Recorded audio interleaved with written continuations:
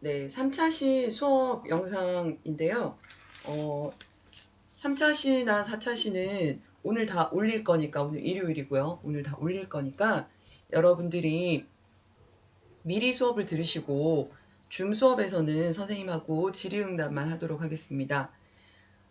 이거는 노트 17페이지잖아요. 여러분 다 노트 17페이지를 펴시고요. 날짜, 요일, 그 다음에 온라인 수업에 동그라미 치시고 3차시 시작하도록 하겠습니다. 첫 번째로 별이란 무엇인가를 이번 시간에 한다 했는데요. 별의 정의는 스스로 빛을 내는 천체예요. 그래서 반사된 빛이 아니라 스스로 핵융합 반응을 통해서 에너지를 내고 스스로 빛을 내는, 그리고 질량이 매우 커서 큰 중력을 가지는 천체를 항성이라고 하고 영어로는 스타라고 쓰죠. 지구에서 가장 가까운 별이 무엇인가? 저번에 뭐 간식 걸린 퀴즈로도 물어봤었는데 다 이제 아시겠죠? 네, 지구에서 가장 가까운 별은 태양입니다. 네, 가장 가까운 별은 태양인데 태양을 제외하고는 우리 우리 은하에서는 4.2광년 떨어진 곳에 가장 가까운 별이 있습니다. 자, 그러면 태양계 내에 있는 별의 개수는, 자, 여기서 헷갈리시면 안 되는 게 태양계에서 관측 가능한 별의 개수가 아니라 태양계 내에 있는 별의 개수라고 했으니까 네, 당연히 태양 한 개겠죠. 자, 어쨌거나 별이라는 것이 밤하늘에 떠 있는 모든 반짝이는 것을 말하는 것이 아니라 어떤 엄밀한 정의에 의해서 항성들을 일컫는 거라는 것을 구분하실 수 있었으면 합니다. 두 번째로 천체의 구분은 별, 이제 항성은 방금 위에서 얘기한 것 같은 것을 이제 별이라고 하죠. 태양계에는 태양이 있고요. 두 번째로는 항성의 인력에 의해서 항성 주위를 공전하는 천체인데 그걸 행성이라고 하는데 이 행성은 조금 더 엄밀한 정의에 의해서 정의될 수 있어요. 왜냐하면 소행성도 항성 주위를 돌고 또 명왕성이 외소행성으로 분류되었지만 그 외소행성도 별 주위를 돌고 있죠. 태양 주위를. 그래서 태양 주위를 돈다고 해서 모두 행성이라고 하지는 않고요. 우리가 생각하는 것처럼 좀 동그란 자기가 이제 아주 큰 중력을 가지고 있어야 돼요. 질량이 커서 어느 정도 동그란 모양을 유지할 수 있어야 하고요. 그 다음에 주변에 위성을 거느린다든가 아니면 주변에 어떤 천체가 왔을 때 그걸 끌어들일 만한 그런 강력한 중력으로 자기 궤도 주변을 지배할 수 있을 때 우리는 그것을 행성이라고 얘기합니다. 외소행성으로 분류되어 버린 명왕성의 경우가 그런 주변에 있는 다른 천체들에게 미치는 힘이 적기 때문에 외소행성으로 다시 분류되었습니다. 그렇다고 해서 명왕성을 태양계에서 퇴출되었다는 등 이런 표현을 쓰시면 안 됩니다. 왜냐하면 우리 마음대로 명왕성을 태양계 밖으로 쫓아낼 수 있을 만한 힘이 인간에게 없죠. 그래서 명왕성이 태양계 내에 있지 않은 게 아니라 명왕성이 행성으로 분류되었다가 그저 외소행성으로 다시 분류되었다, 이렇게 생각하시면 되겠습니다.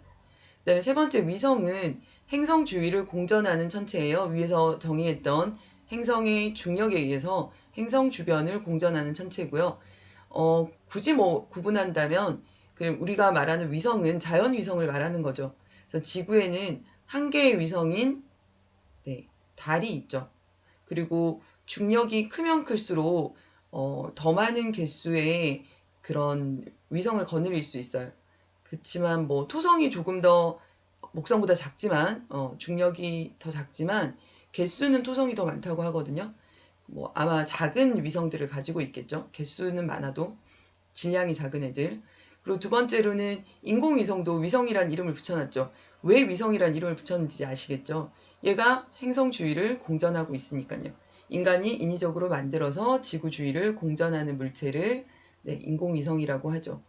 그리고 소행성은 뭐 소행성이 지구에 충돌하려고 했다, 이런 얘기들도 들어보셨을 텐데요.